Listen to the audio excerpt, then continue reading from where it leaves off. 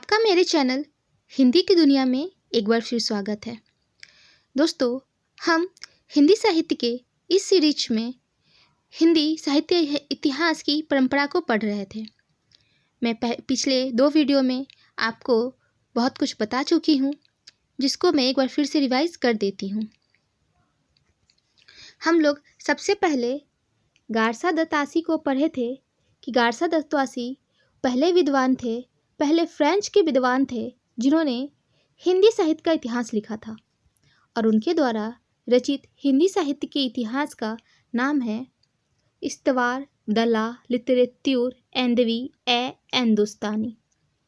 नाम फ्रेंच में है इसलिए थोड़ा कठिन है, इसलिए मैं आपसे कहूँगी कि इसे बार बार लिखकर याद करें ताकि आप इसे अच्छी तरह याद कर पाएँ। बिना लिखे ये याद कभी नहीं होगा। उसके बाद हम लोग दूसरी रचना पे आते हैं जो शिव सिंह सेंगर द्वारा रचित शिव सिंह सरोज है।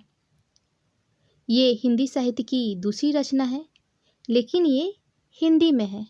ठीक है दोस्तों, ये हिंदी भाषा में रचित ग्रंथ। इससे आगे हम लोग कल पढ़े थे जॉर्ज ग्रियर्सन को, जिसके द्वारा रचित इतिहास का नाम है the modern vernacular literature of Hindustan.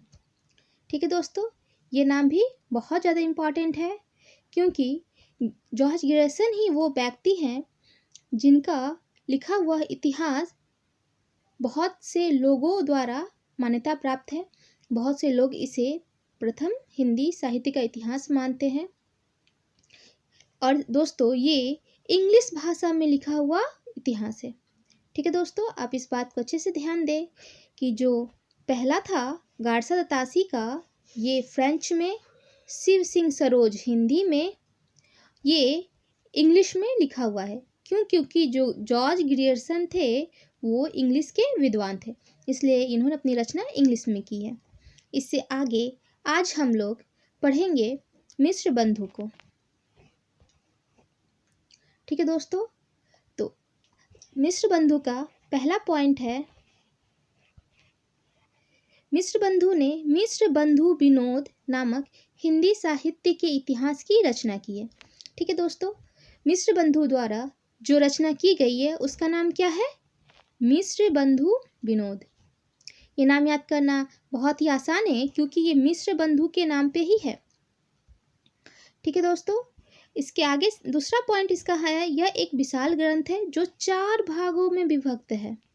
ठीक है दोस्तों, ये एक बहुत ही बड़ा ग्रंथ है जिसको लेके बहुत सी लोगों ने इसके ऊपर व्यंग भी किया है कि इतना भारी साहित्य इतिहास नहीं होना चाहिए। इस ग्रंथ का पहला, दूसरा और तीसरा भाग 1913 को ही प्रकाशित हो गया था, पर इसका जो चौथा और अंतिम भाग था ये 1934 ईस्वी को प्रकाशित किया गया था।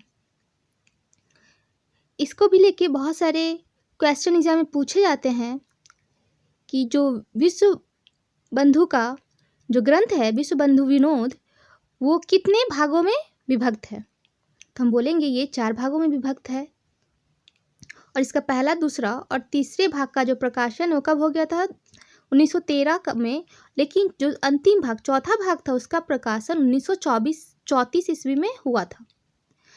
दोस्तों, आपकी जानकारी के लिए मैं बता दूं कि 1934 से पहले 1929 में ही रामचंद्र शुक्ल का जो ग्रंथ था हिंदी साहित्य का इतिहास, वो प्रकाशित हो गया था। और जैसे ही ये प्रकाशित हुआ तो निश्चित ही इस ग्रंथ का जो वैल्यू है वो थोड़ा सा घट जाएगा। ठीक है, क्योंकि रामचंद्र शुक्ल का जो ग्रंथ है उस पर मैं कल विस्तार से चर्चा करूंगी कि वो हिंदी साहित्य के इतिहास का मील का पत्थर है। ठीक है दोस्तों, तो इसलिए जैसे इसका अंतिम भाग प्रकाशित हुआ 1934 में, उससे पहले ही रामचंद्र शुक्ल का जो ग्रंथ है वो प्रकाशित हो चुका था। दोस्तों, नेक्स्ट पॉइंट है, मिश्र बंधु ने अपने हिंदी साहित्य के इतिहास को 8 भागों में बांटा था। ठीक है दोस्तों, कितने भाग थे इसके? 8। इससे पहले जो जॉर्ज ग्रियर्सन हैं उन्होंने अपने इतिहास को 11 भागों में बांटा था। ठीक है, इसके बाद ये बहुत ही ज़्यादा एग्जाम में पूछने जाने वाला प्रश्न है, इसे मैं मोस्ट इम्पॉर्टेंट करती हूँ कि इस ग्रंथ में 5000 हिंदी के कवियों का वर्णन विस्तार से मिलता है, जिसके कारण यह एक बहुत ही विशाल ग्रंथ बन जाता है। इतने अधिक हिंदी के कवियों का वर्णन और कहीं भी हमें देखने को नहीं मिलता। अगर आपसे क्वेश्चन पूछा जाए कि 5000 हिंदी के कवियों का वर्णन कहाँ मिलता है, किसके ग्रंथ में मिलता है, तो आप क्या बोलेंगे? मिश्र बंधु विनोद में हमें 5000 कवियों का एक ही जगह पे मिलता है। इसके बाद का पॉइंट है कि मिश्र बंधु ने भी काल विभाजन का प्रयास किया था। हालांकि इनके द्वारा जो काल विभाजन किया गया था वो मान्यता प्राप्त नहीं है, फिर भी इन्होंने भी इसका प्रयास किया था। इससे पहले हम ग्रेजुएशन को भी देखते हैं कि उन्होंने भी काल विभाजन का प्रयास किया है, लेकिन जिनका काल विभाजन मान्यता प्राप्त है वो आचार्य रामचंद्र शुक्ल है। उनके बारे में हम कल चर्चा करेंगे। दोस्तों, हम लोग बार बार मिश्र बंधु पढ़ रहे हैं, पर हम लोगों में से किसी को नहीं पता होगा कि जो मिश्र बंधु थे वो 3 भाई थे। कितने भाई थे दोस्तों? 3 भाई। और यही तीनों भाइयों ने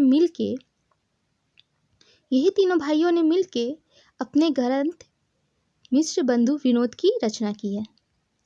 अगर मैं पहले भाई का नाम लूँ तो वो है श्याम बिहारी मिश्र, दूसरे भाई का सुखदेव बिहारी मिश्र और तीसरे भाई का गणेश बिहारी मिश्र।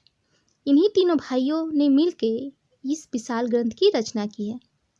दोस्तों, एग्ज़ाम में अक्सर इन तीनों भाइयों में से एक भाई का नाम हटा देता है और फिर हमसे बोलता है कि तीसरे भाई का नाम क्या है, या तो हमसे ये पूछ लेता है कि मिश्र बंधु कितने भाई थे।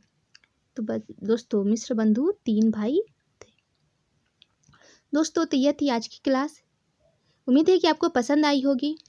इससे आगे मैं कल आपको आचार्य रामचंद्र शुक्ल के बारे में डिटेल में दूंगी, जिससे कि आपको कभी किसी प्रकार की कोई भी टेंशन आचार्य शुक्ल की रचना को लेके ना हो, और जितने भी क्वेश्चन उससे बनते हैं मैं सारे आपको करा दूं।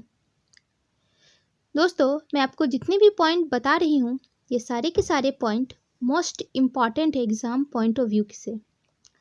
इसलिए मैं आपसे कहूँगी कि इन सारे पॉइंट को या तो आप कहीं नोट डाउन कर लें, या फिर इसका स्क्रीनशॉट ले लें, या तो आप मेरे वीडियो को बार बार चला के सुने। किसी प्रकार आप इसे अपने अंदर आत्मसात कर लें, क्योंकि इसके एक एक लाइन से क्वेश्चन उठा के एग्ज़ाम में पूछ ली जाती है। मैं जितने डिटेल में आप लोग को हिंदी साहित्य का इतिहास पढ़ा रही हूँ, आपको ये यूट्यूब पे क्या किसी एक किताब में कहीं नहीं मिलेगा, क्योंकि मैंने खुद ही इसे बहुत सारे किताबों से कलेक्ट करके ये नोट्स बनाया है। इसलिए मैं चाहती हूँ कि आप मेरे जितने भी नोट्स हैं सबका उपयोग करें और एग्ज़ाम को क्लियर करें।